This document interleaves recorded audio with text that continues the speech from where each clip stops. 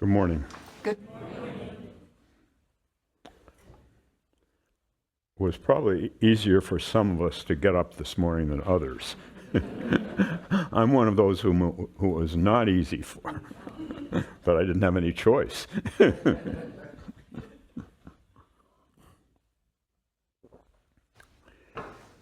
So this morning I'm going to talk about Qi energy, the dragon's howl.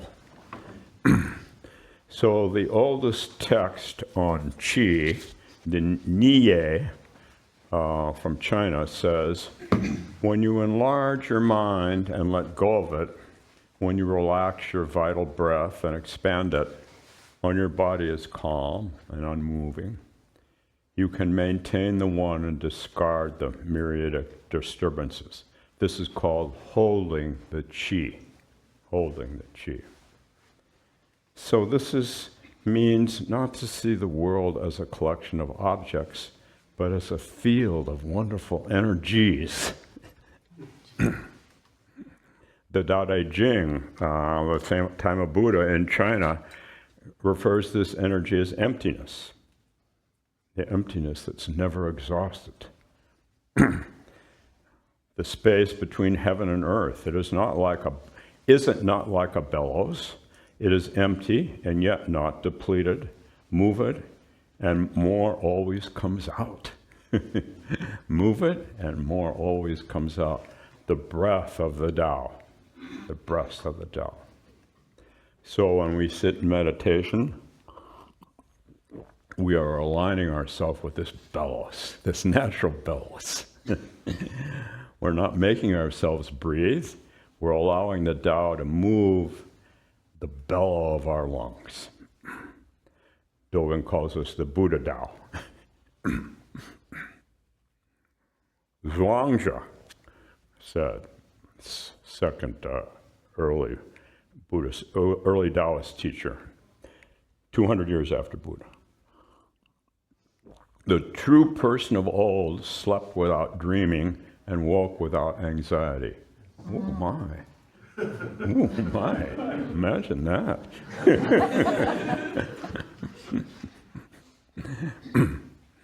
The true person of old slept without dreaming and woke without anxiety. The true person breathes from the heels, while the common person breathes from the throat.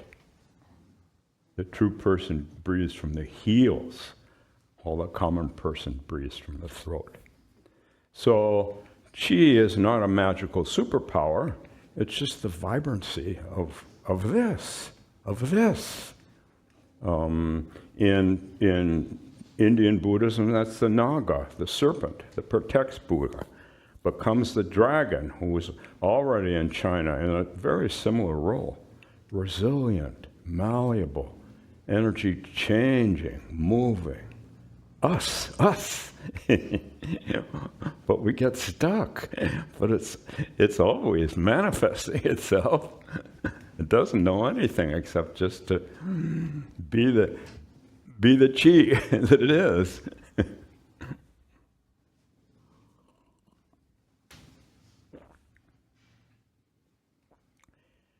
So when I was about 7 years old, my parents took me to my first restaurant. I grew up in the San Francisco Bay Area, and that was the Golden Dragon Chinese restaurant. Oh, the Golden Dragon. And it had flying dragons all over the place inside the restaurant. But little did I know.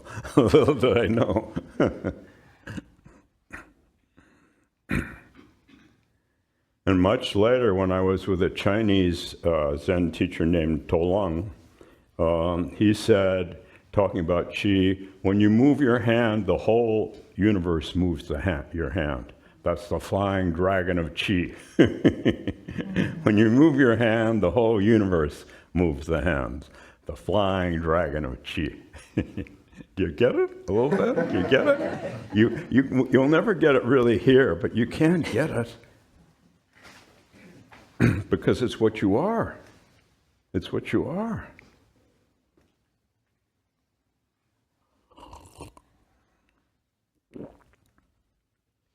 So meditation is referred to often in Zen as sitting in the dragon's cave. To breathe is to participate in the dragon's breath. The dragon is the sovereign of the waters in China. Makes the crops grow, and the rivers flow. The earth as a living organism. It's like the communist Chinese have forgotten this, but Chinese are doing better now at taking care of climate change. Why don't you go listen to him talk? He's a really good teacher. He's my teacher. Yeah, come on, I'll show you. Take a shoot. Maybe the beginning. So when I was about 11 years old, my parents started taking me to another restaurant, Sammy Wong's restaurant on Grand Street in San Francisco. My grandmother was friends with Sammy Wong. And we would go on Chinese New Year's. And on Chinese New Year's, you know what the feature is? The dragon. The dragon. And the dragon is generally, I would say 30 or 35 pretty strong guys moving these poles up and down, and they're hidden under the gold of the dragon. And they're going around the blocks on Grant Street and other parts of San Francisco where my family's from. And boy, I was just fascinated. There's the golden dragon again.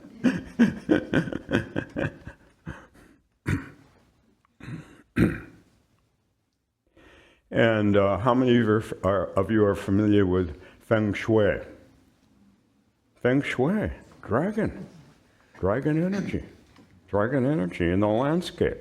Mountain ridges are called dragon veins. A living dragon is a mountain range that is vibrant, forested, and holds water. And Feng Shui is a whole way of doing landscaping, a whole way of doing, tending to gardens, building houses. It's pretty cool.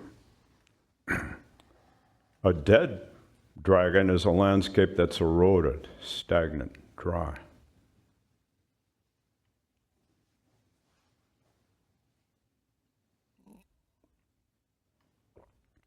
So now, moving into Chan Buddhism.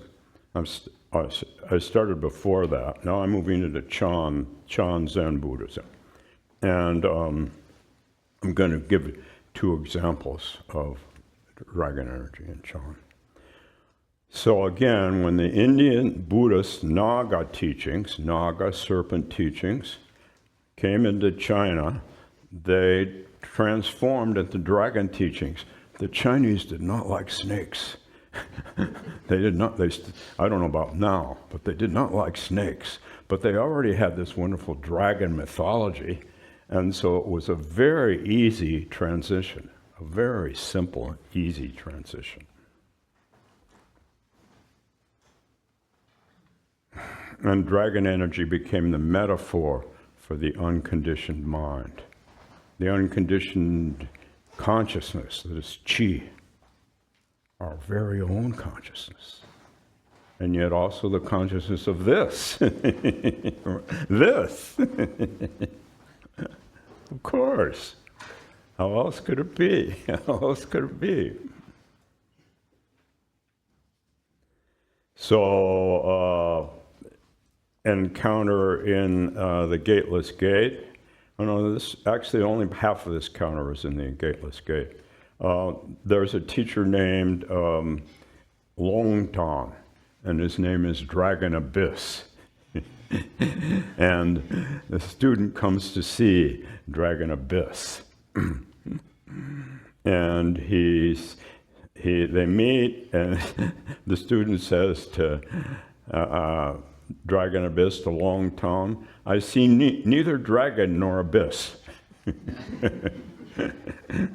And then later, he goes to hang out with Long Tom, because even though he doesn't see dragon or abyss, he thinks there's something there, something there.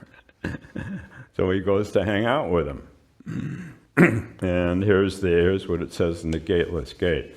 After a long night of questioning by Deishang, Long Tom, Dragon Abyss, said, "Why don't you retire?"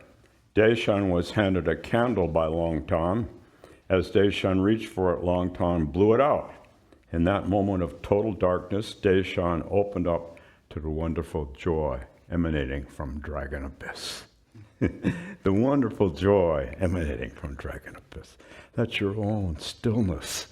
That's your own no Buddha mind. And that's also the no Buddha mind of this cup.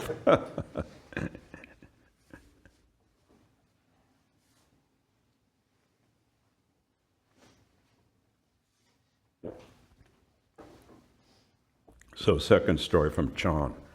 Famous story.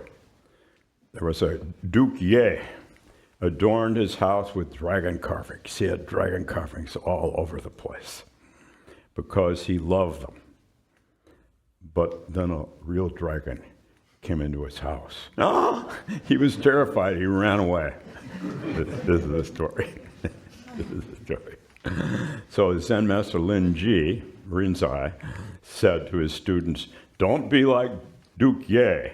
You talk about the Buddha, but when the Buddha nature actually manifests as the raw, all-consuming energy of the present moment, you coddle yourselves with your thinking. You coddle yourselves with your thinking? You do. We all do some. But if we see it, we can move beyond it. Beyond it, which isn't to go somewhere else, just to feel the chi. Feel the chi. When we stop blocking our chi through our worries, through our judging, through our grasping, we open up to the energy emanating from this abyss. This abyss. Valley of the universe in Taoism, Prajnaparamita in Buddhism, the mother of all the Buddhas. All the Buddhas come out of this dark valley, emanate. The valley is emanating chi, growing chi.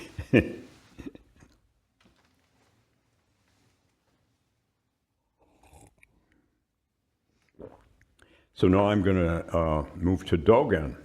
So I'm moving from 7th, 8th century in China to 13th century in Japan. Dogen was really into dragons. Who wouldn't be? Especially golden dragons. It's the golden dragon that's considered to have the real supernatural power.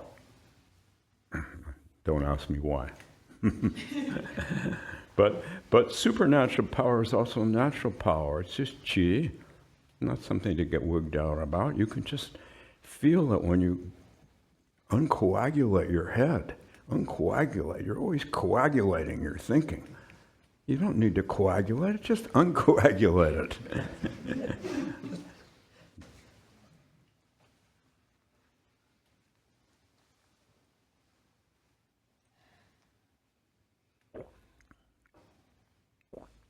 So Dogen, I'll give it four examples from Dogen.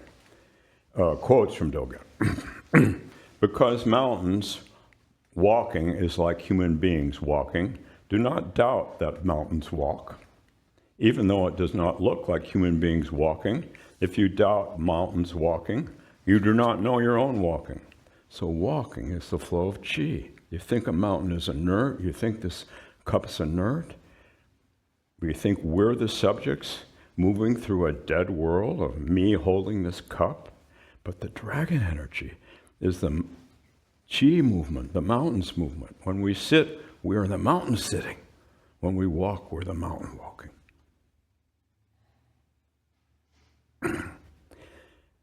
Second example from Dogen. Dragons see water as a palace or a pavilion. This is not only true of water, it is also true of clouds and fire. So for the dragon, or the awake mind, the very water of our daily troubles is a palace of jewels. The energy of the dragon doesn't change the water, but when we move out of our head, then something wonderful happens. Something wonderful happens, and we don't even know what it is. And we don't need to know. As soon as we know what it is, we coagulate. Well, coagulation is fine. We all coagulate, but you know, you guys overdo it. You overdo it.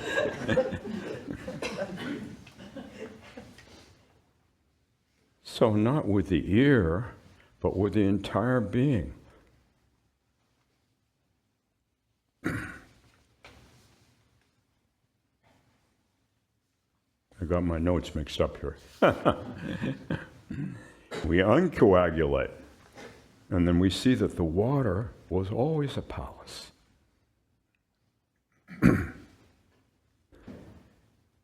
Second example from Dogen.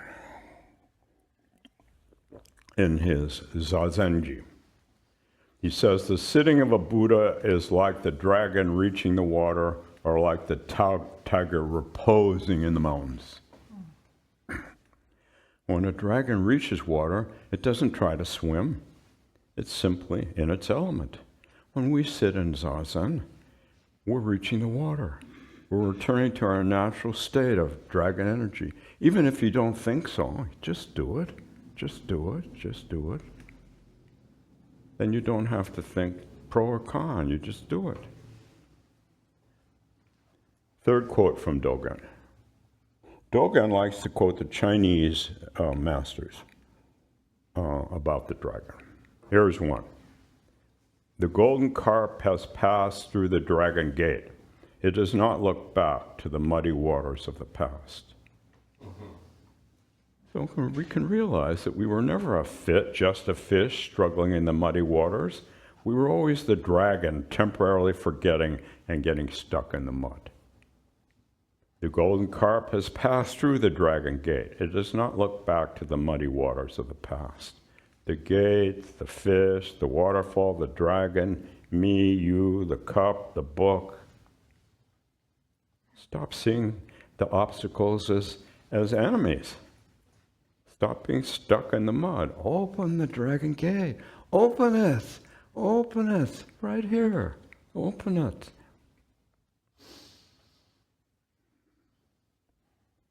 And the dragon gate allows all life to pass through. Chi energy passing through. Always passing through. The moment. This is total engagement in Zen. Total engagement. The moment when the individual energy we call my life opens up the gate and experiences wonderful connectedness.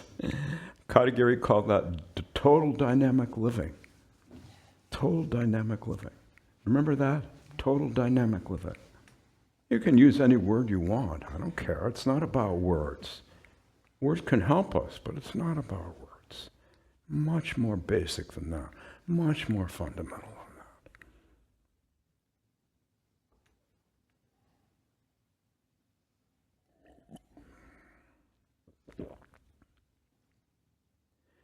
You stop being a fish that fears the water and just enjoy the water as not separate from you.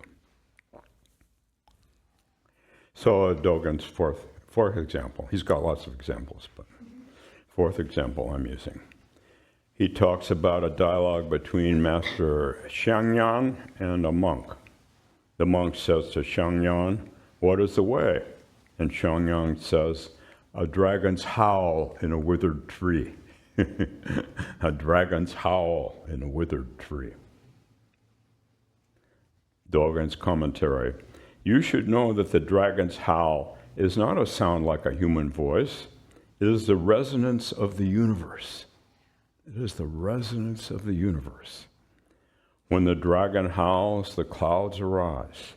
This howl is the bone and marrow of the Buddhist ancestors. The bone and marrow. So the withered tree, we may consider our zazen.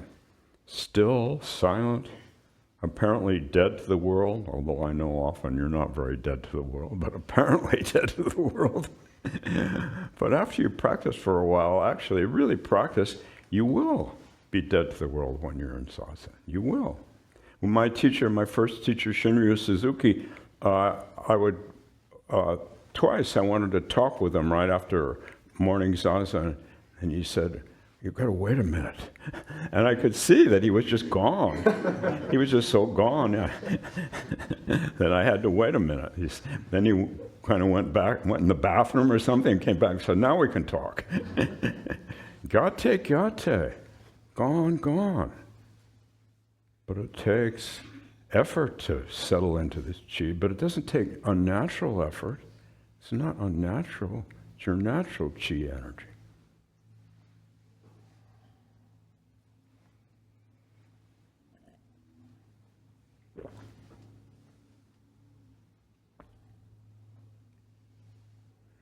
So the withered tree is sucking. A dragon's howl in a withered tree, still, silent, apparently dead to the world. And within that stillness, there's a howl. There's the vibrant, pulsing energy of the Dharma. But don't say the Dharma, just the energy of life coming out when we're not coagulated. You may only notice it for a minute of uncoagulation, but that minute is a whole century. Don't worry about it. It's a whole century. She doesn't know the difference between this and a century. How could it know? So don't get all involved in time. You're a little involved, but you don't need to get too much involved in time. It's just taking care of itself. You know what I mean? It takes care of itself.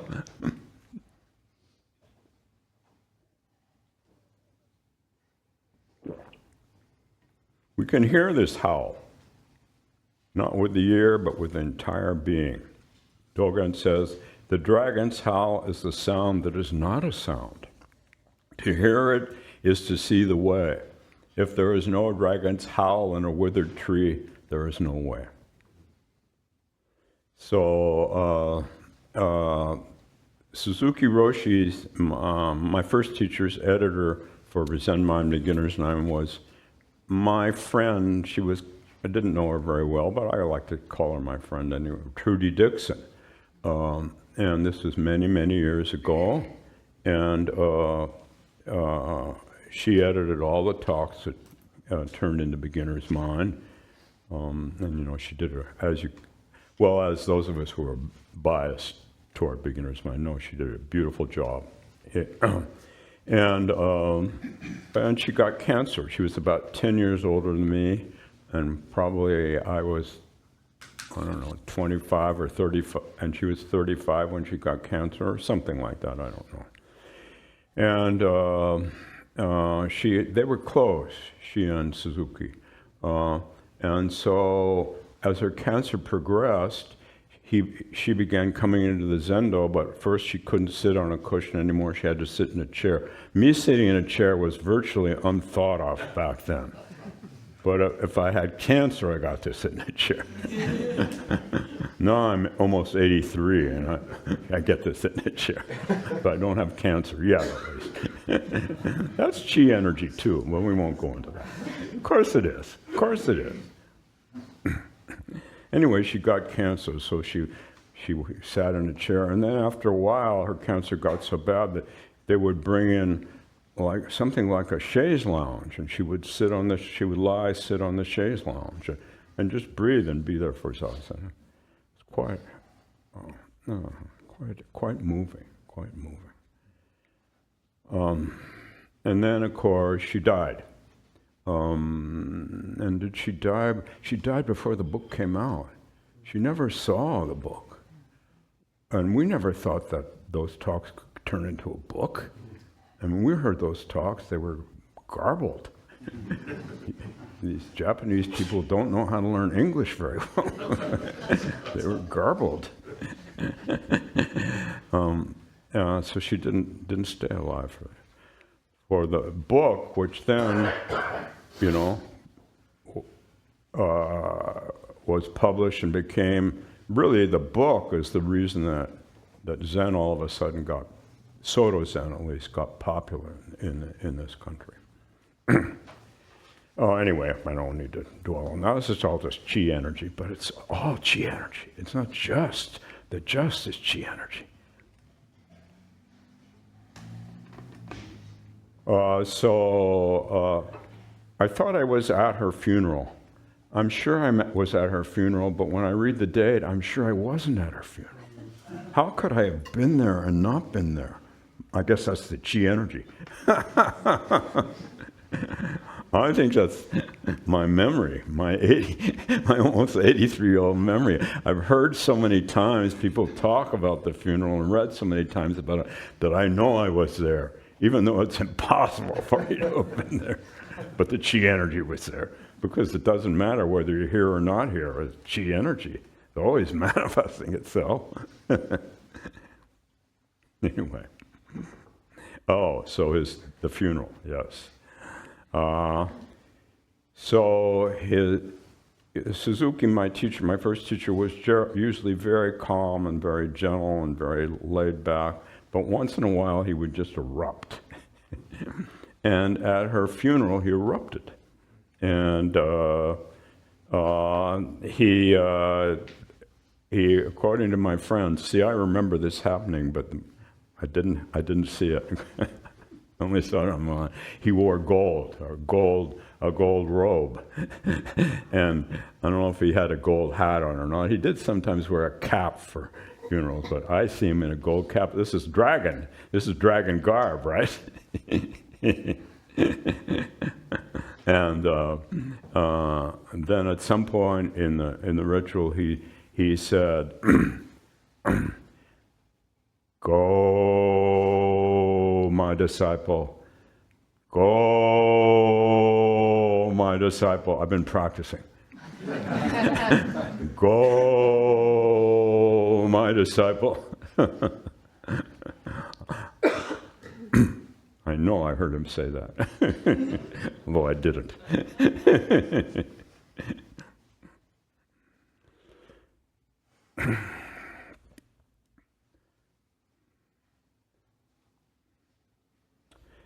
So the dragon's howl, I want to talk about the dragon's howl a little bit. The dragon's howl. I mean, that really was the dragon's howl. That's what my friend said. So we can emanate the vivaciousness of this chi energy. We can all emanate it, but we learn to do it with our bodies. We learn to do it by not treating our bodies like a vehicle we're just driving around. A vehicle we're just walking around. You know, when times are difficult, humans tend to hunker down. Our shoulders round, our chest collapses, our breath becomes shallow. We get a panicky rattle. It isn't just bad posture, it's a pinched life. We're pinching our chi energy. Our chi energy is waiting for us to unpinch it. And since it's chi energy, it doesn't matter mind being pinched. But we don't notice it, we don't feel it when we're pinched. So in Chinese Buddhist thought, the dragon's ridge is your spine as you're sitting. When you sit in zazen or stand in a grosi line and you align your ears over your shoulders, you aren't just straightening up, you're opening the central channel of your nervous system, of your chi. The body as a dragon vein. Letting the chi flow from the base of the spine, the dragon's tail, up to the crown of the head, the dragon's horns. And then the breath. The breath, let it be the dragon's breath. The mist that rises from the valley of the universe. The valley of the universe. Then the dragon's howl is just this vibration when we don't hold. When we don't hold anymore, we don't pinch anymore. And in stressful situations, our dragon energy is there, and we can find it in our exhale. When he said, go, that was his exhale. If you learn how to really exhale, you learn how to live more from your hara, more from your tanden. Naturally, not so much from your head, but just from your tanden, your hara. Go.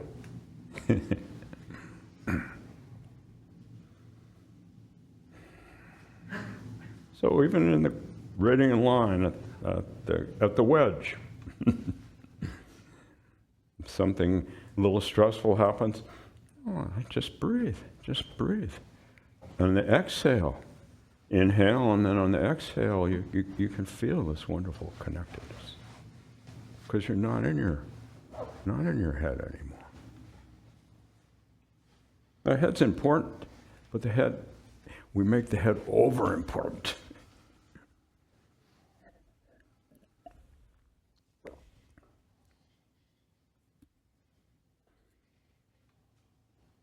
So think when you exhale, and then your meditation become more like this as your meditation matures. You're just naturally breathing from here. Naturally breathing from here. You really have to practice your meditation with ardor for this to happen. But after a while, it just happens. And it happens then in your daily life too. Just regular. No big deal, just regular. Your center of gravity has moved. It moves. It moves. On its own. You don't need to do anything. It moves.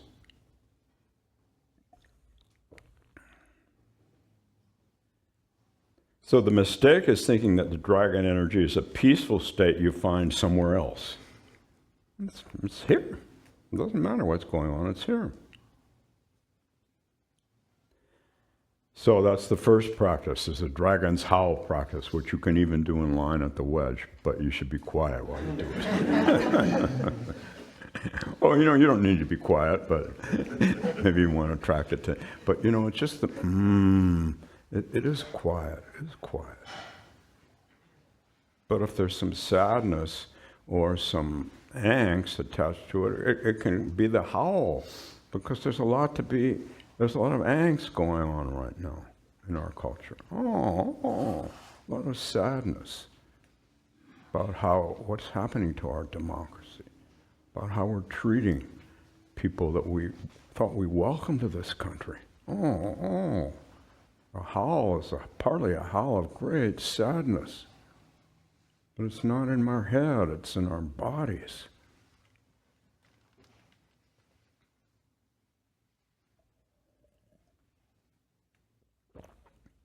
So the second practice is practice I talk about all the time, and the other teachers do too here. Shikan or Zenki, total functioning. Means that when you move your hand, the entire universe moves the hand. There's no you doing a chore. There's only the universe washing a dish, standing in line at the wedge. The universe driving through traffic. The universe stumbling along this path here and falling down on the ice. Yikes! Until some bodhisattvas told me a different way to come. I get to put my car in a special place. Thank you, bodhisattvas. Ice chi is okay, but it's not my favorite kind of chi.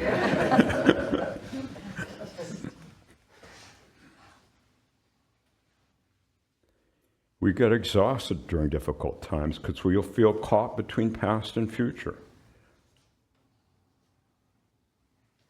But the next time we're doing something mundane, scrubbing a floor or working on the computer, just do it. Just do it. Stop spending energy and just become this. You can say the energy of the moment, but that's not what I mean exactly. Just become this. You are enduring a difficult time. You're functioning with it. Functioning with slipping on the ice. Yikes. Just full functioning. Or functioning with, I don't have to slip on the ice anymore because some bodhisattvas created a place for me to park. It's all full functioning. Don't need to divide it up. Chi, chi, chi.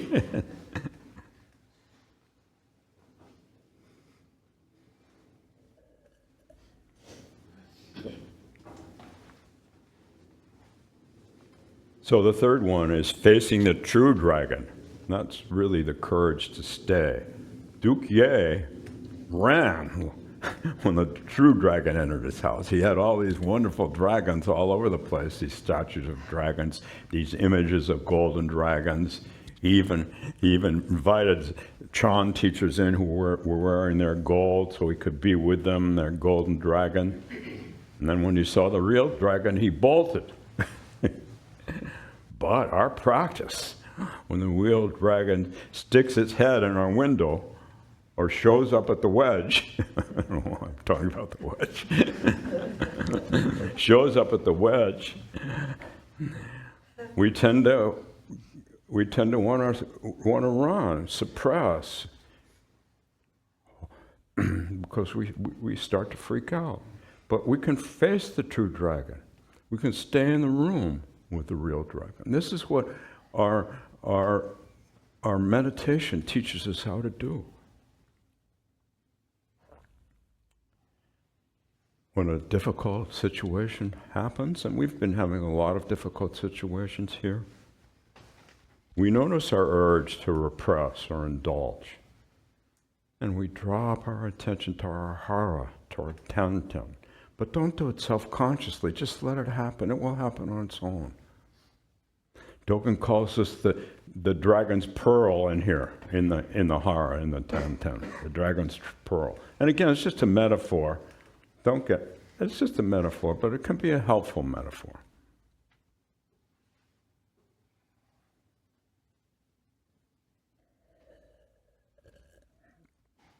So at Trudy Dixon's funeral, my teacher didn't hide his grief. He didn't pretend death wasn't happening. He met the real dragon of death with a howl that affirmed life,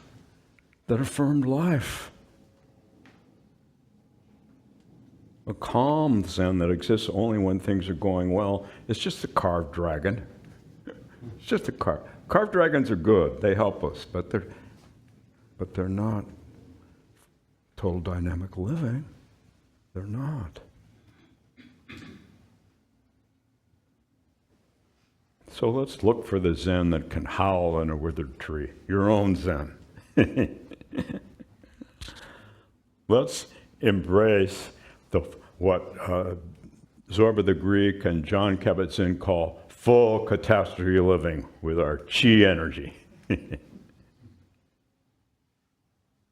That's basically what I want to say this morning. Let's see, I see there's time for questions or comments from people online or in the room. And I think first I want to ask if anyone online has a question or a comment.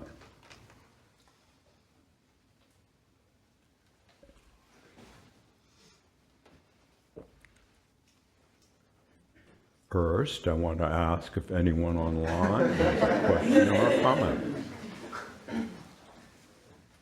Tim, this is Judy. Oh, hi, Judy. Hi. I knew Trudy. I was there at that time. Ah. I remember her coming to lecture. Uh-huh. I remember. Yeah. Were you there at the funeral too? No. Yeah. Well, I was there when she came to lecture and she came to Zazen, and I'm sure I was there at the funeral, but I couldn't have been. The day of, and I said, no, I wasn't there. What I remember is that her husband drew the flies on the book.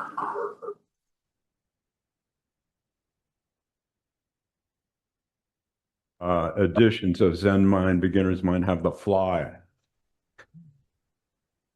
Yes. He was an artist. Yeah. So, do you want to say anything about that, Judy? Just, 1968.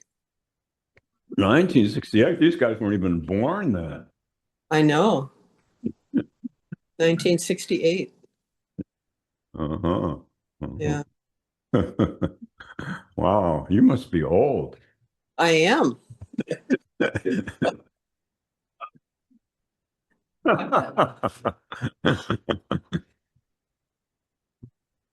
Anybody else online? Tim, this is Kaisa. Oh, hi, Kaisen. Hi, could you talk about coagulation? This came up in a Jungian podcast for me just yesterday, and so I'm shocked you're saying the word coagulate. What does that mean for you? Somebody, I couldn't hear her. What's coagulation? Oh, coagulation. Oh, there's blood coagulation. Doctors know all about blood coagulation. And when blood coagulates, it stops flowing and it turns into a hard ball.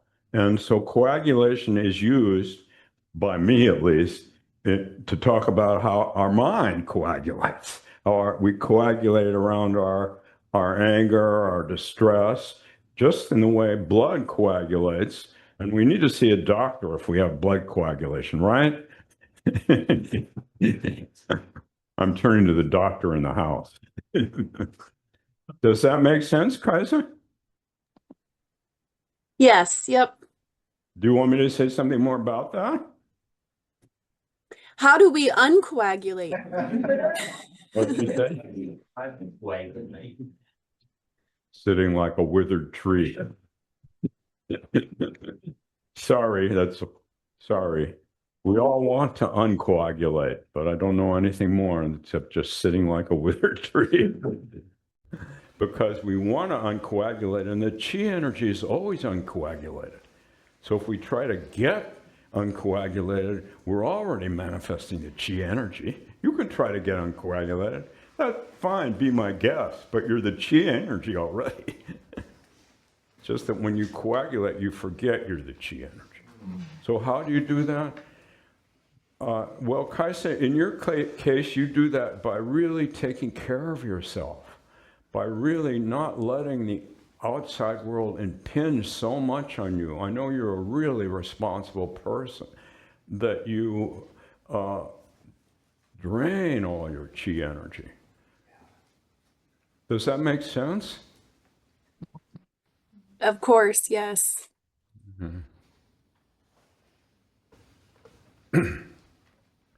All right. I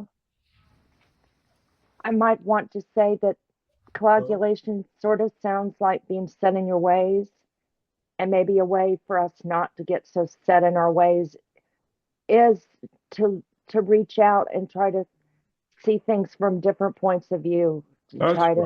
That's good. You know? That's good. And don't forget the dragon and the naga, the dragon and the serpent, are shapeshifters. They take many different forms. They're not stuck on one form. And that's their beauty of chi, is that chi is always changing form. And yet we get caught on one little form. So it's natural for us to have the uncoagulated chi energy. But coagulation occurs sometimes, and we just are with it then. And if we're with it like a withered tree, it uncoagulates on its own. But we can't do it. Good luck. Oh, I'll sit 3 more sittings tonight. Good luck, honey. Good luck. People, that's our grasping, trying to get something. We've already got it. People in the room? Yeah. Following Tyson, Sure. how do you talk about energy draining away? And how do we not allow that? Is there Well, the way to not allow it is just to engage in whatever activity you're engaged in. Just to fully engage in it. Just to fully give yourself to that activity. So it's not about withholding in some way. No, but sitting is, in a way, it's kind of withholding. Zazen, outside of Zazen is just giving away, just giving yourself to your activity. In Zazen, it's being a withered tree, so that all this coagulation begins to wither away, begins to loosen up. And then in your other activities, you engage. And of course, if you can't do that much Zazen, then you engage in your other activities. Don't quantify. Don't get so involved in quantifying. People quantify. That really coagulates chi energy, to quantify everything. I sat 3 sittings today. I'm going to sit 4 tomorrow. He sat 5 sittings. thought, forget it. Do stupid zazen. This is the one thing Katagiri used to say to me over and over again. I'm pretty smart. I guess you can tell I'm pretty smart. He would say, no, just do stupid zazen. Once he yelled at me, stupid zazen. Okay. The dragon energy is stupid. It doesn't know anything about trying to get something because it's got it all. It's got it all. Yes. Hi. Thanks for your talk, Tim. It was great. I have a question though. So chi energy is not, it's transpersonal. It's like I don't have chi energy. Right. Tanya has chi energy. Right. If I think about others who are suffering and perhaps a loved one, and we know that their chi energy is not flowing. Yes. Is there something we can do to help release other people's chi besides like Reiki or whatever? But is there a way that we can use our chi to free others' chi up? Well, I don't have a method, but it's the natural empathy that occurs from the withered tree, the natural empathy for someone suffering. And out of that natural empathy, not the cultivated empathy that us psychologists always talk about, but the natural empathy is my empathy for someone who was I have to trust it. I have to trust my chi energy, that if I'm empathic, there will be something that will happen, whether it's just vibrational or literal. But it's different for any case. In some cases, somebody just needs their hand held. In another case, they need not to have their hand held because, they'll just slurp you up. They'll slurp up all your chi energy. So it's really different, but it comes from the empathy from the still mind, from the withered tree of the still mind, which is your natural way of being. But it's not still in opposition to chi, because it's always moving, and its empathy is there. But there's no ideal here. I don't know the ideal. I don't say I do it right, but I just do it. I just do it. And the more you sit, the more you feel empathy. Whether you have any psychology background or not, you just feel empathy for others because you feel connected to them. And I don't want to sit, now I'm quantifying sitting, I don't forget it. But if you don't steep yourself in stillness and silence, how can you know this? You have to, even if you don't sit, you need to steep yourself in silence to feel this. Because your mind coagulates continually, over and over again. Layer of coagulation. I'm almost on my deathbed. I've got to see the doctor right now. I'm looking at the doctor right now.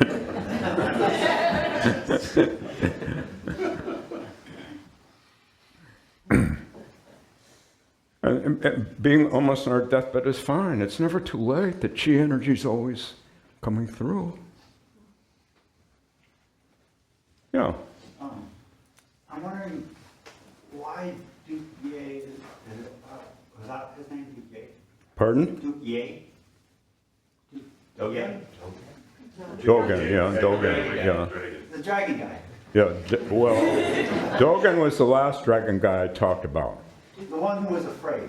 Oh, that's Duke Ye. Yeah, Duke Ye. Yeah. Okay, when he's afraid, why is he afraid that the dragon shows up when it seems to be a blessing? I guess I'm wondering, why are we afraid when the dragon shows up? Well, a lot of people were afraid to be with Trudy when she was dying. And then they really, even after her death, didn't want to see her body. Most people did want to go to the funeral. because they were afraid. And Duke Ye had all these nice, beautiful pictures around, but in a way they gave him some solace. But when we see the sadness in the world, in ourselves and others, the angst about what's been happening, sometimes we just want to withdraw, and we only want pictures. We only want pictures to help us, words to help us. We don't want to go serve food to someone who's real. But we can. Some of you have been serving food to some of these immigrants. You've been going to their houses. Oh. I've decided that I'm a Minnesotan. Have I told you that? I came from California here years ago, and I said, I've always said to myself, I'm not a Minnesotan. I'm a Californian. But about 6 weeks ago, I started thinking, I want to be a Minnesotan. Can you let me in? Can you let me be a Minnesotan? Is it too late? Because we're really been manifesting our chi, really been there for others in a calm, loving way. Boy, the dragon energy, the chi energy, the way we supported each other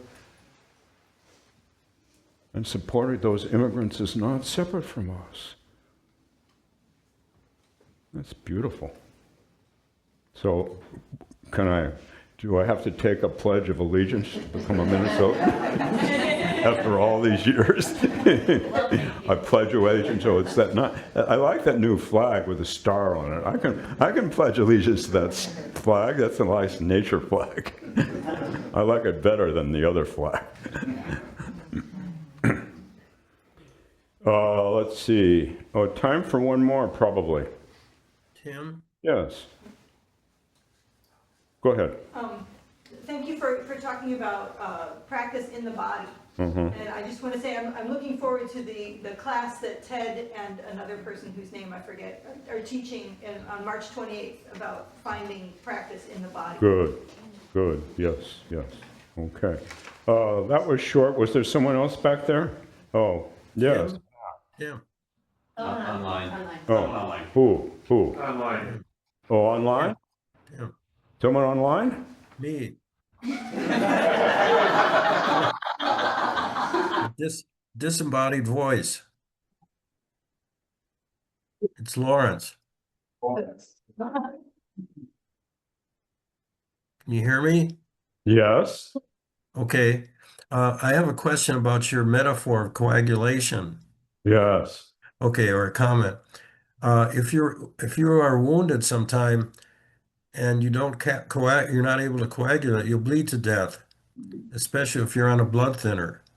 Yes, so we need coagulation. Now, Right. I was putting down coagulation. We all need to coagulate. When something, I'm 83, I can't walk on that ice anymore back there without falling, and I have bad balance. So I need to, when I'm near that ice, I need to close down, walk around it, and fear will help me. I need fear. I need coagulation so that I don't fall on that ice again.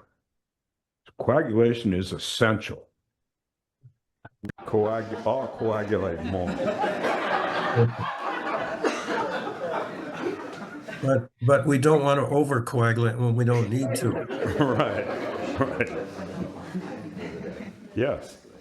I'm just wondering if chi is the energy that always exists, is coagulation not just an illusion if you're aware of it? Well, coagulation is chi coagulated. Coagulated chi. So what's your question? It's still chi. Coagulated chi. Okay, To protect us. My fear, even my anger is coagulated chi.